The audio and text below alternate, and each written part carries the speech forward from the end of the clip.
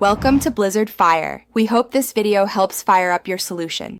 In this video, I will show how to attach a ledger board to a house.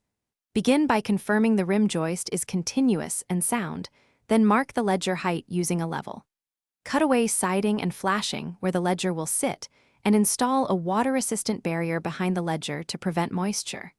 Follow with ledger placement, lag bolt layout, and flashing installation for a long-lasting, secure connection to your house.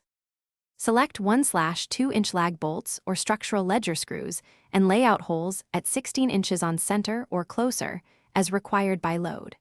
Pre-drill holes to prevent splitting and maintain a 2-inch clearance from joist edges. Use washers under bolt heads and tighten to bring the ledger snug against the sheathing without crushing it. Never rely on nails alone. Mechanical bolts or screws provide the necessary structural support. If this video is helping you, please subscribe and like so I can keep sharing useful project tips.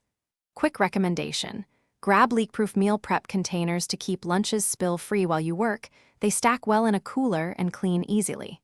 I find them handy between sawing and drilling, and they save time on cleanup. Check the description for the link and other deals, then now let's get back to the video. Proper flashing is essential to prevent water infiltration where the ledger meets the house. Apply a peel-and-stick membrane behind the ledger and tuck the siding over the top. Install a metal head flashing that overlaps the building paper and extends past the ledger edge, sloping slightly outward. Seal all fastener penetrations with compatible sealant and ensure drip edges direct water away from the structure to avoid future rot and repairs. Thanks for watching. If you found this helpful, don't forget to like and subscribe.